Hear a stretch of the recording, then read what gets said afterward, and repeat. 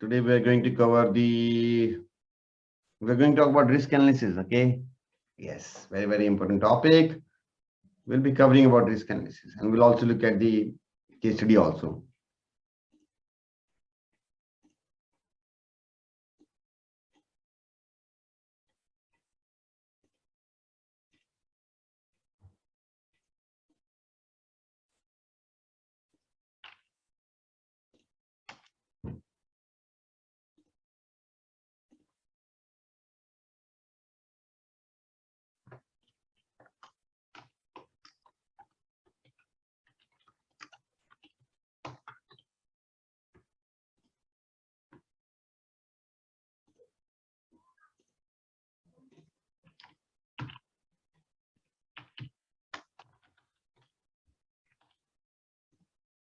Yeah.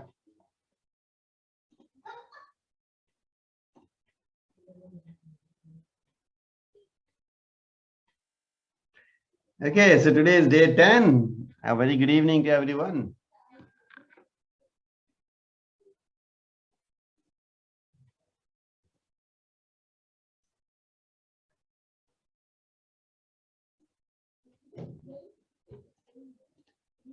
Yeah, good evening. I can see Akshay, Bhagiri, Ganesh, Girish, Gopal, Jagdish, Mandar, Mudassar, how are you, man? Nagesh, Om Pratik, Sahil, Kishore, Mangesh, Savanan, Shilpa, Sivya, Wicket. Uh, yes, Sahil Kumar. Yeah, good evening, everyone. I hope all of you are doing well. Okay, great. So today, like our short and topic of the day, which we'll be covering, is all about risk analysis. Okay, so today we'll be covering the clause about risk analysis, and we'll also look at the case study also, so that we get more clarity, right? So a very warm welcome to everyone. We'll finish in maybe around half an hour or 20 minutes, 30-minute session. So this is a new initiative which we have taken, right?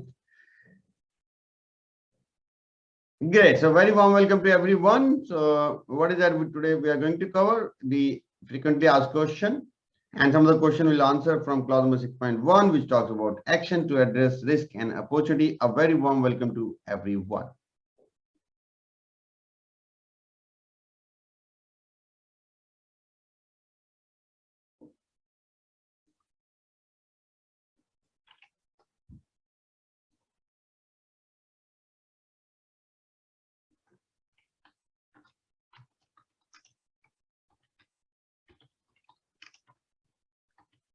Yes, so we'll be now starting, and I'll look at the clauses, and I'll also help you to understand these requirements. So let me share my screen with you right now.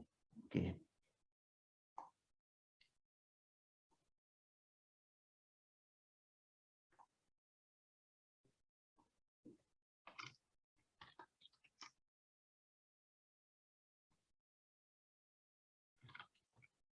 Right. So I'm now sharing my screen with you.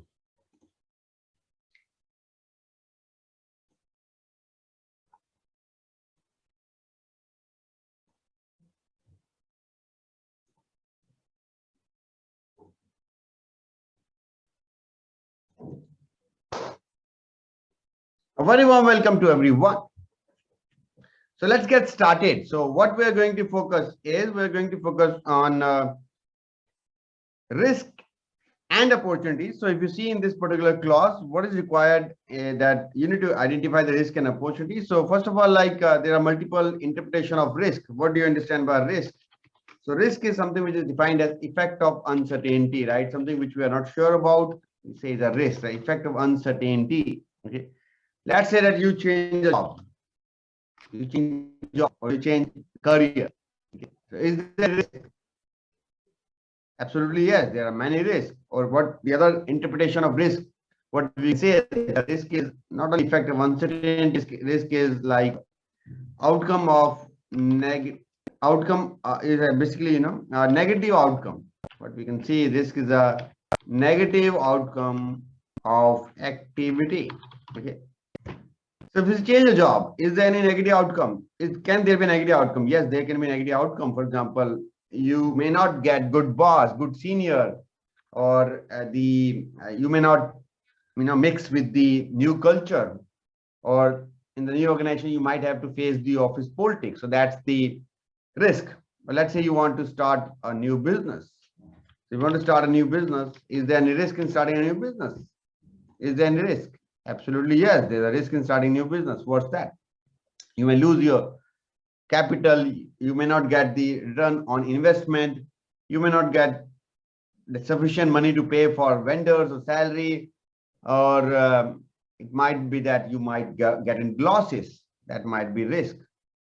So one term risk, like as you see, is what is an effect of uncertainty. Risk is basically, if you see, a negative outcome of an activity is basically a risk. So risk is a negative outcome of activity. Okay. Now there is another term, like the another term. Let's also look at the other term, which is opportunity. So what is opportunity? So opportunity is, we say, is a positive outcome of activity. Opportunity is positive outcome of an activity. In the similar example, let's take what could be the potential opportunity. What could be potential opportunity? If you change job, what could be opportunities? You will get higher salary. You will get to see new culture. You will get new learnings, right? Your confidence will be enhanced. You start a new business. What's the opportunity? You will become your own boss. You don't have to report to anyone, right? You will have your own timings to come and go from the office. Nobody will, say why you are coming late. Or you might earn a lot of money. You may become very big in your life, and you may earn, crores and multiple thousands and lakhs of dollars. And you will get a lot of respect in the society, and not only you will become job seeker, but you will become job provider. So that's opportunity. So what is opportunity? Opportunity is a positive outcome of an activity. And the other interpretation of opportunity, which you can also say, opportunities are those actions, right? Those actions which help you in achieving your objective, right? In achieving your objective. That is also called opportunity, right? Help you in achieving your objective. Whatever is your target, if it helps you in achieving that, then also we say it's an opportunity. So in simple word, risk is a negative outcome of an activity. Opportunity is a positive outcome of an activity. Risk is the effect of uncertainty. Opportunity are those actions which help you in achieving your objective. Now, if you see the risk analysis one, right? So risk analysis was there in the previous edition also, but what is added is risk analysis you can do in how many ways? You can do risk analysis through QMS. That means you need to do risk analysis for quality management system. Risk analysis can be done through FMEA, which is failure mode and effect analysis. Risk analysis can also be done through contingency, right? That means the alternate. So risk analysis can be done through multiple ways, through QMS, through FMEA, through contingency. I'm not talking about FME. Failure mode effect analysis is more specific to product. Contingency is alternate, like I'm also not talking about that. What is newly added and what is more focused is this. Risk analysis for your quality management system. What can go wrong in your quality management system? So that is what's a new requirement in ISO 9001 and IATF 16949. Okay. So you need to identify risk analysis with respect to your quality management system, because there are risk which is there in the QMS. We don't identify that risk that can result into impact on your quality management system, which can result into the degradation of your quality management system, which can result into a negative impact on your quality management system. Let's take an example. Like, for example, like training is a process, right? Training is a process. Now, is there any risk in the training? Absolutely. There are many risks in the training process. What could be those risks? Let's say there is no budget, no training budget. That's a risk. No, like training resources, like you don't have the training conference hall or training room. You don't have no good trainers. Your no competent trainers are not available, or you're like no effective TNI, training need identification not carried out effectively, or you say right training not given to right person, right training not given to right person. So there's no system and methodology where you are giving, training to people in a structured way. If that's not happening, so what are these? If you see, these are basically risks. So what are these? These are basically risk. In a similar way, there could be more. Like let's say that there is no training feedback. Like our training is done, but there is no training feedback mechanism. Now, if you see, like these are some of the risks which I have written. Like, what could be potential impact of this risk? Can there be any impact? Yes, absolutely. There will be some impact. What is that impact? That impact could be that because of the risk, what could happen? There will be a low productivity of people. That will result into like lower competence of people. People will have lower competence, and that can result into a customer dissatisfaction. It's not that this can result into a customer dissatisfaction. If people are not productive, if they have low competence, if that can result into a customer dissatisfaction. Yes, this is possible. So what does it mean? That if you don't identify this risk, you don't identify mitigation, that means there is no action plan, then there are possibilities that this risk can have or will have a negative impact on your quality management system. So what do you need to do? You need to identify what is the risk, and this is something which is recommended. You can do department wise, you can do for all the QMS processes, right? And then you can have some rating system mechanism in place, which I'll show you in a case study, so that you get more clarity. And this is an ongoing activity. So what will happen? Your whole approach will become proactive. So instead of reactive, what will happen? Reactive, you will become proactive. Your management will become proactive. Your talks will become proactive. Your boss will become proactive. You will talk in the proactive language. You will say, if not, this was taken in the risk analysis study. Okay. So that's the reason it is important. I hope you get the overview. Now let's see what's the clause requirement.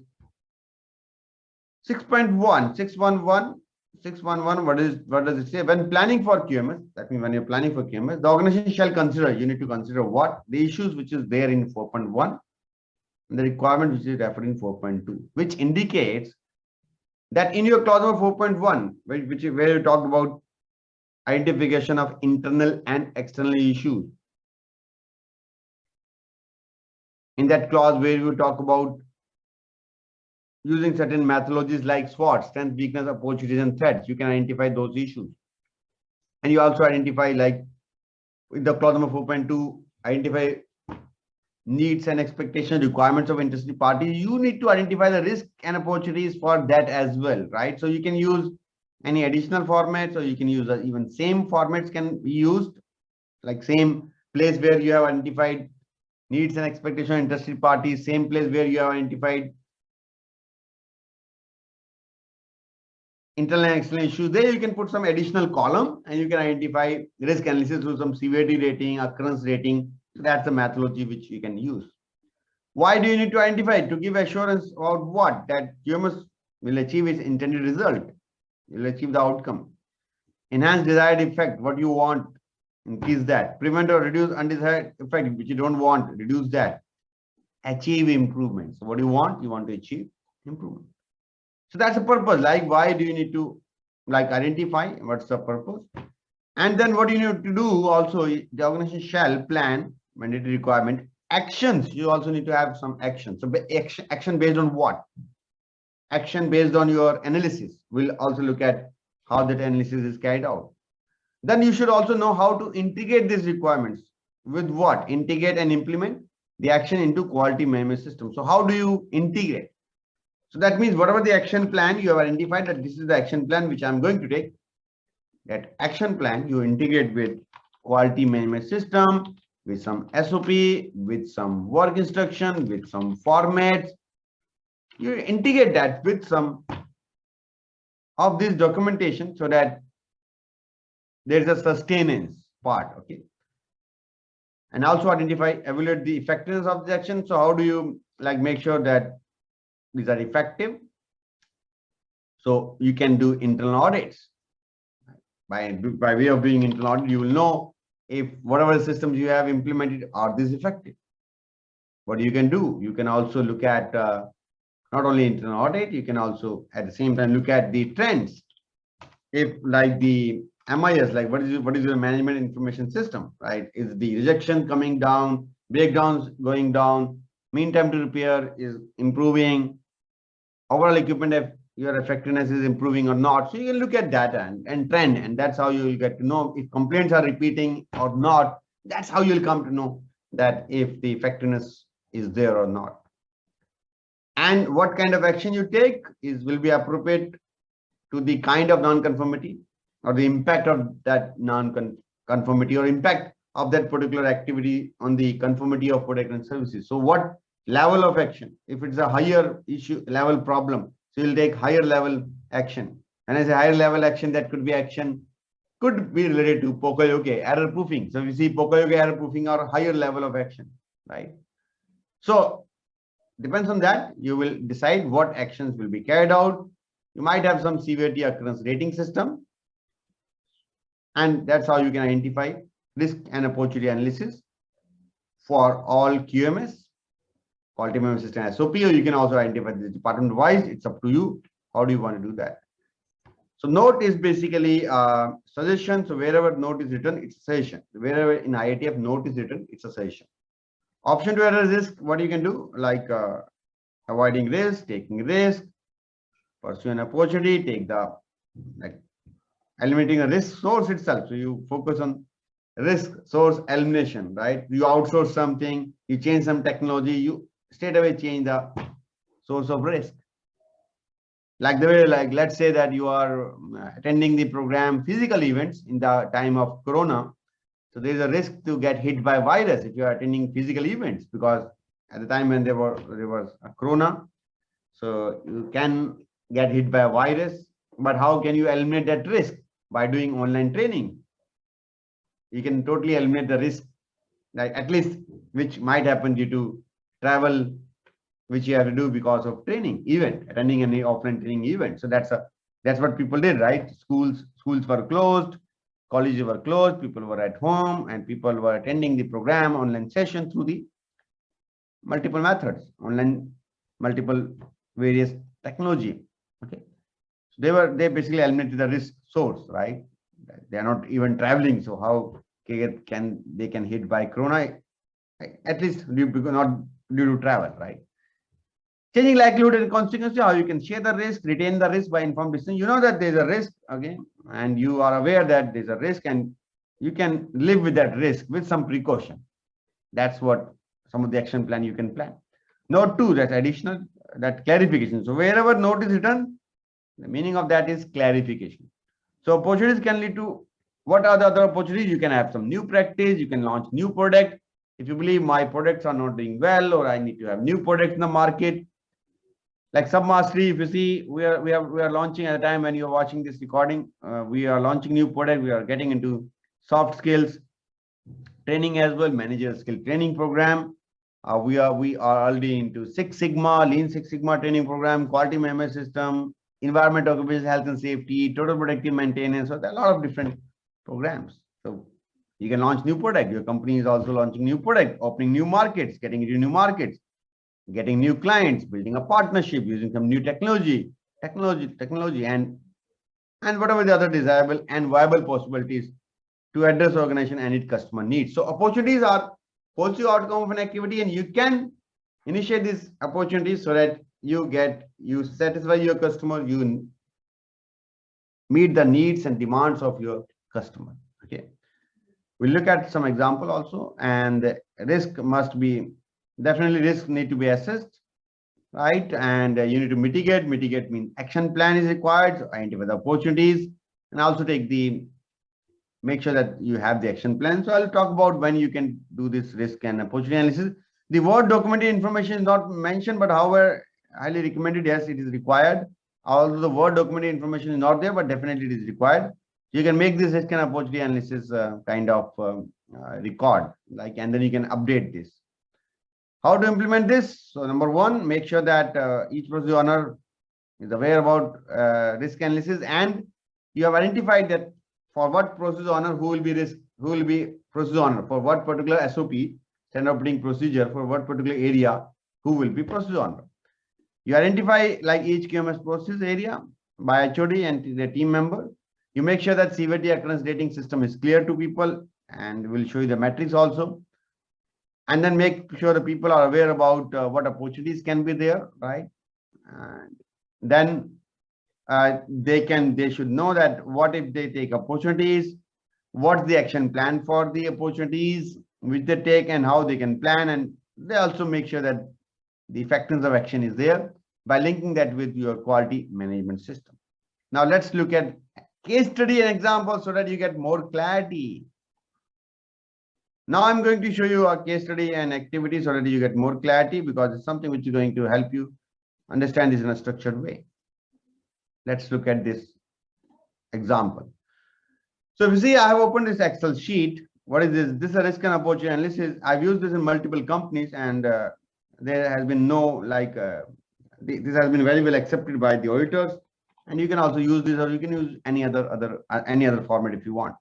So this need to be done. Risk analysis need to be done department wise. Yes, you can do department wise, but only the one thing.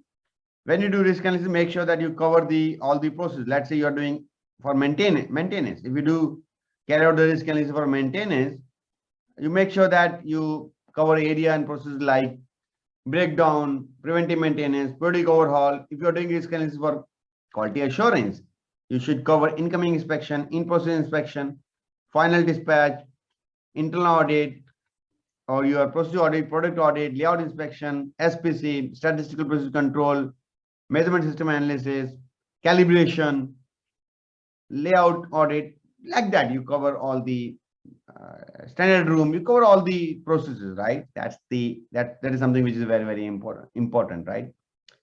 You carry out the risk analysis. Let's say, for example, maintenance. Let me rub this so that you get more clarity. Let's say we are doing this for maintenance. Okay. So maintenance, so you identify area, like what is the risk, what is the impact, what is the current control, and what is this evaluation method. So you can come up with severity rating system, likelihood system, and then you can multiply and come up with risk level. Here, for simplicity, I have not taken, like you might take severity, occurrence, which is likelihood, and detection. So I have not taken detection mechanism, rating system. Instead of that, I have written this control, which is a detection, because I don't want to make it unnecessary, more complex, because this is something which is used by even human resource, purchase, right? Maintenance. So if you make it very, very complex, just like FMEA, failure mode effect analysis, then people will run from this. So it's try to keep it simple, right? Let's see an example. What is the risk in maintenance? Let's say one risk, critical spare part list not updated. So you have used the spare part, but you have not updated the spare part. This can result into what? This can result into no clarity about spare purchase or production loss. So you may think that you have that spare part in the stock because it is showing you in the stock in the critical spare part list, but actually it's not there. What is your current control? You have this manual Excel updation system after each issue. So you issue the part and then you manually update in the Excel. There's another sheet which is about critical spare part monitoring, and then you update in that. So that's the system which is being followed. So if you see, like here you identify the risk and the impact. In a similar way, you can identify the risk and impact. Now let's see the risk rating. So I'll take you to the second sheet where we have this rating criteria. You can set up this rating criteria as per your own requirements. Here we have taken this 1 to 5. IATF does not mandate that you take 1 to 5 or you can take 1 to 10. It's totally up to you. How do you want to take, right? But this 1 to 5 is easier. Do not make it complex, as I said, because it's something which is used by multiple people from multiple departments. So 5, critical impact on regulatory requirement. 4, serious, very serious impact on customer. 3, impact on product performance. Marginal. 2, impact on internal customer. 1 is no impact. So 1 to 5 you gave this rating system. In the similar way, you come up with rating system for likelihood, 5, it's happening weekly. 4, it's happening monthly. 3, happening quarterly. 2, happening once in 6 months. 1, happening once in a year. Now, what you did, right? Basically, come up with this system, severity and likelihood, and then you multiply this, and then you came up with 4 criteria. What is this 4 criteria? If it is 1 to 6, no treatment required. 8 to 5, risk acceptable. We can live with this risk. 12 to 15, mitigate, take action. You have to take some action. 16 to 25, removal of risk source, and you take some, that means take some higher level of Kaizen, or maybe do some Pokoyoke, error proofing. So here in this 1 to 6, nothing need to be done. 8 to 10, risk acceptable. But still, like what you can define, even if risk is acceptable, you can still identify opportunities for improvement. You can still do some additional activities so that it helps you in achieving your objective, achieving your target. And mitigate, you have to take action. And removal of risk source, something definitely you need to like do higher level of improvement, right? For example, something like Pokoyoke or error proofing. So here we have written, like, even if risk is acceptable, identify opportunity for improvement. So you can do it. You can identify opportunity for improvement in this sheet itself. There is no need to make it separately. Let's say you talk about risk, impact, current control, critical spare part list not updated, no clarity about purchase, current control manual updation, severity is 4, because customer dissatisfaction might happen, customer might not get delivery on time. The likelihood is 2 based on that organization. And then 4 into 2, 8. What does 8 mean? You see, risk is acceptable. We can live with this risk. Or as per this rating, you can tick mark, or you can definitely modify this.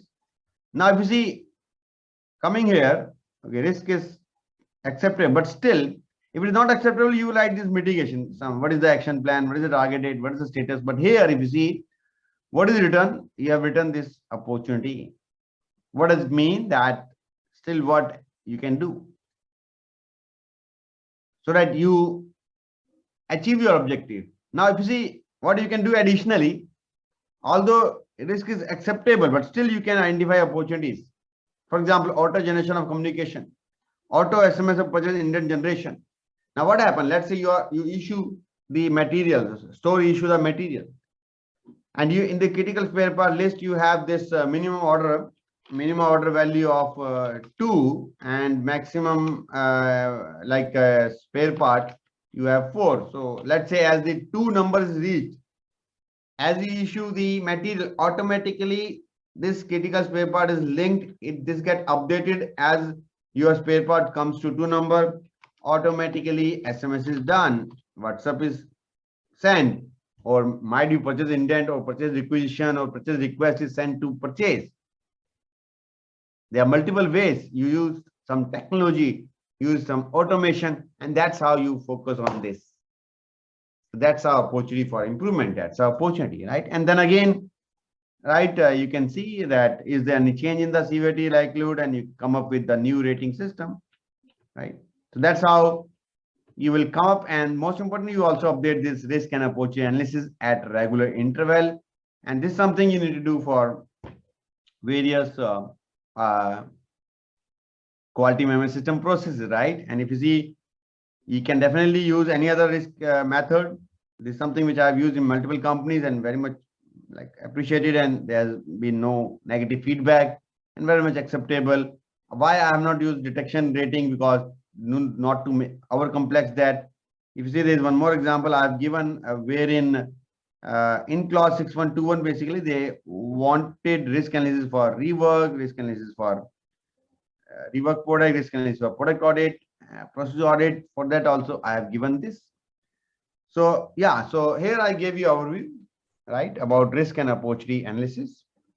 All this, templates, and we basically discuss these clauses in detail with case studies, with activities in our paid training program. You can visit www.submastery.com, and you can also look at our certified internal auditor course, which has been done by thousands of working professionals all around the globe.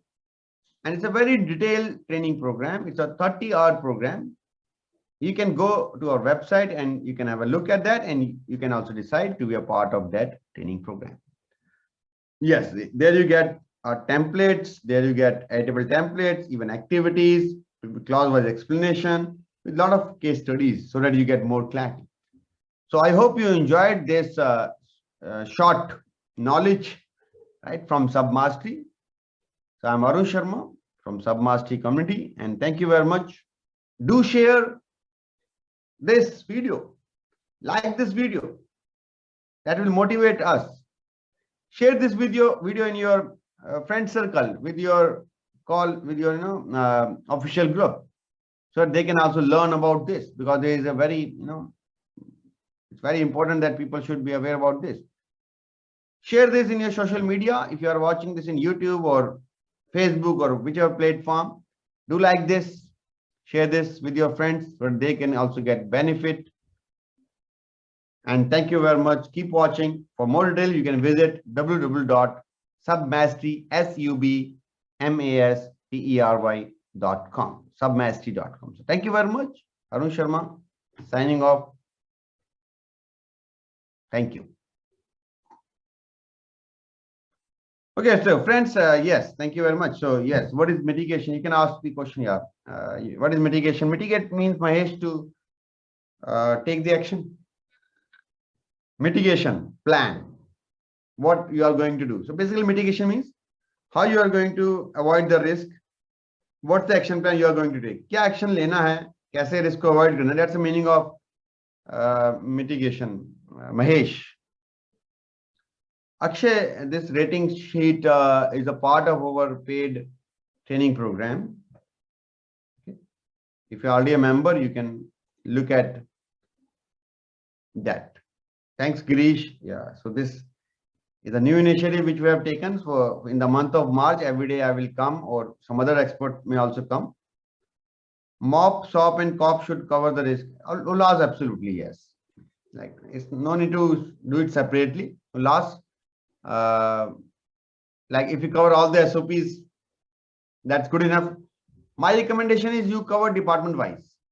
You cover the department wise, and in each department you make sure that all the processes are covered. आप department wise करो ना, risk analysis department wise बनाओ, और उसमें सारे equipment process cover करो. Turtle diagram will last. I don't think turtle diagram will not be able to cover all the risk. Turtle diagram can give you some risk. You can refer risk analysis matrix. Turtle diagram बना के ना, you make the turtle diagram and then refer that to risk analysis sheet. Because there you can take, write 2, 3, 4. You don't have space. It's not space nahi hai na. You don't have space to cover many risk in the turtle diagram.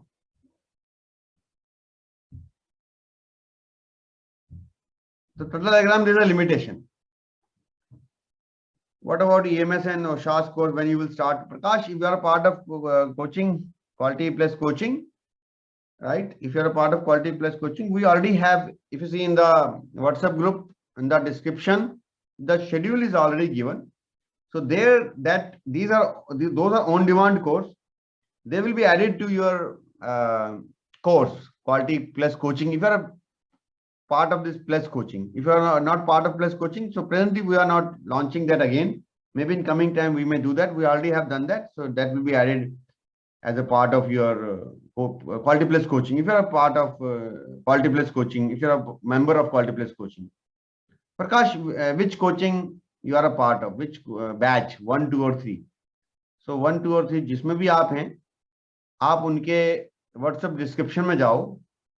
Description में आपको मिल जाएगा ऊपर that schedule मिल जाएगा, और उसमें लिखा होगा. I think वो शायद मई में है या जून में है, मुझे देखना पड़ेगा. ठीक है प्रकाश, एक बार आप WhatsApp ग्रुप डिस्क्रिप्शन में चेक कर लो. Yeah, welcome. Or otherwise you can email us and you can also WhatsApp us. आप email भी कर सकते हो. मैं email का email दे रहा हूँ यहाँ पे.